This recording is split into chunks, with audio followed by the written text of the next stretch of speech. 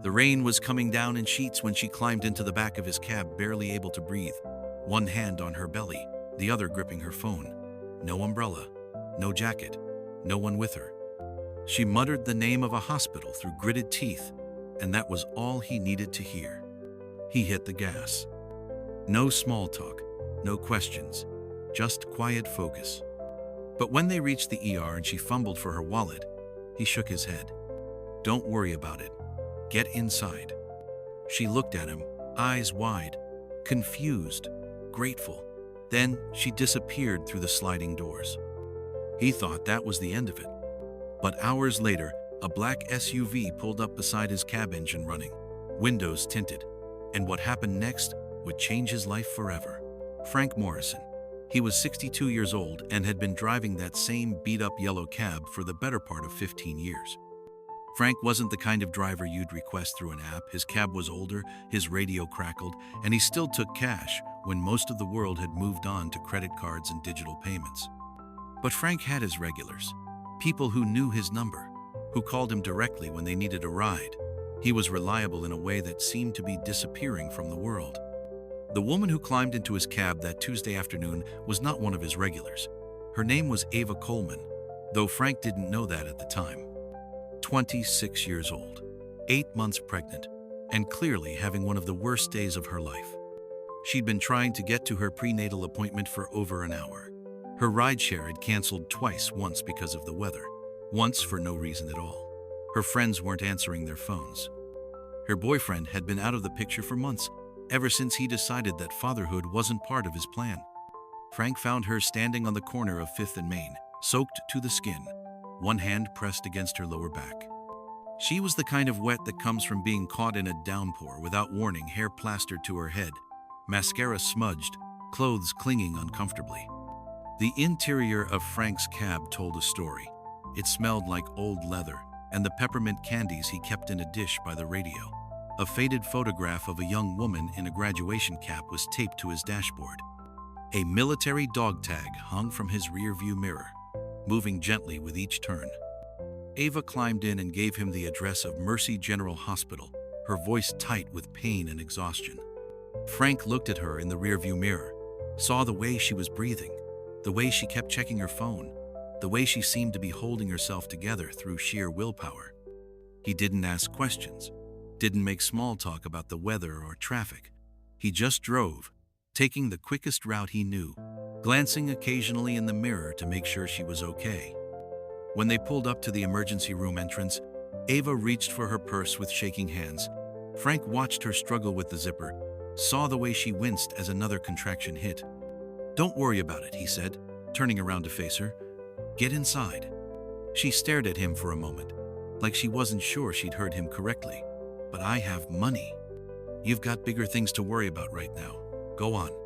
She climbed out of the cab, turned back once to look at him through the rain-streaked window, and mouthed "thank you" before disappearing through the automatic doors. Frank sat there for a moment, watching the doors close behind her, then pulled away from the curb. In 15 years of driving cab, he'd given maybe 3 free rides. But something about that young woman, the way she'd tried to hold it together, the way she'd been so alone, reminded him of someone he used to know. 2 hours later, Frank was filling up his tank at the Chevron station on Elm Street when a black SUV with tinted windows pulled up beside him. The kind of vehicle that made you look twice expensive, official, the sort of car that important people rode in. The passenger window rolled down just enough for Frank to see a man in a dark suit leaning forward.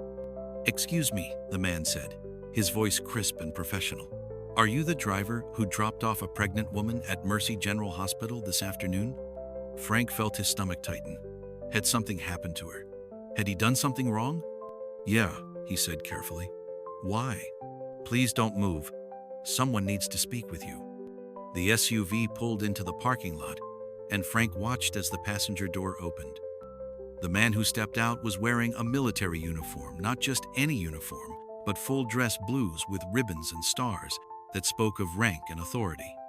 This was General Robert Coleman, though Frank didn't know that yet. He was a man who commanded respect wherever he went, whose presence could change the atmosphere of a room simply by entering it. Frank got out of his cab slowly, his mind racing through possibilities. Had he broken some law? Was he in trouble? "Sir," the general said, approaching with measured steps, "that woman you brought to the hospital today, she's my daughter." Frank blinked. "Is she okay?" "She's fine. The baby's fine. But I need to ask you something." The general's voice was steady, controlled. "Why didn't you charge her for the ride?" Frank shrugged. "She looked like she needed a break." "That's it?" "That's it." The general studied Frank's face for a long moment. Here was a man who had spent his career reading people, assessing character, making decisions based on what he saw in someone's eyes. What he saw in Frank Morrison was something that had become rare in his experience: genuine decency without agenda. What Frank didn't know was how the general had found him. It started when Ava went into early labor about an hour after Frank had dropped her off. The stress of the day, the worry about money, the fear of facing parenthood alone, it had all caught up with her at once. The medical team was excellent, and both mother and baby were going to be fine. But when Ava woke up in recovery, groggy from medication but grateful to be safe, she asked the nurse about the cab driver. "I need to thank him," she said. "He wouldn't let me pay. I don't even know his name, but he had kind eyes, and there was a little green hula dancer on his dashboard." The nurse mentioned this to the doctor, who mentioned it to the hospital security chief, who mentioned it to General Coleman when he arrived in a panic after getting his daughter's call. You see, General Coleman had spent 30 years in the military. He'd served in 3 different conflicts, commanded thousands of soldiers, earned medals for valor and leadership. But he'd also buried too many good people, men and women, who had died helping others, who had put themselves at risk for strangers. The idea that someone had helped his daughter, his pregnant daughter, without expecting anything in return, touched something deep in him. It reminded him of the kind of person he'd tried to be throughout his career, the kind of person he'd served alongside. It took his staff exactly 90 minutes to track down Frank Morrison. They called every cab company in the city, described the hula dancer, cross-referenced the hospital's security footage with taxi logs. When you have the resources of a general's office behind you, you can find almost anyone. But finding Frank wasn't about official business. This was personal. Standing in that gas station parking lot, General Coleman looked at Frank Morrison and saw something that reminded him of the best soldiers he'd ever served with: quiet competence, instinctive kindness, the ability to do the right thing without needing recognition for it.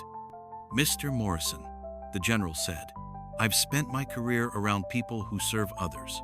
What you did today, that's the kind of thing that shouldn't go unnoticed." Another officer approached from the SUV, carrying a leather briefcase. He opened it carefully, revealing documents with official seals and signatures. "This is a scholarship," General Coleman explained. "Full tuition to any state university, plus living expenses. It's yours to give to someone you think deserves it." Frank stared at the papers. "I don't understand." "You helped my family when you didn't have to. Let me help yours." Frank thought about his neighbor, Maria Santos. She was 19, worked nights at a diner to help support her grandmother, saved every penny she could for college. She was smarter than anyone Frank had ever met, but she'd never be able to afford tuition on her own. "There's a girl," Frank said slowly. "Lives next door to me. She's been trying to save for school for 2 years now." "What's her name?" "Maria Santos." The general nodded to his aide, who made a note. "Consider it done." The following week, Maria Santos opened her mailbox to find an envelope with her name written in careful script.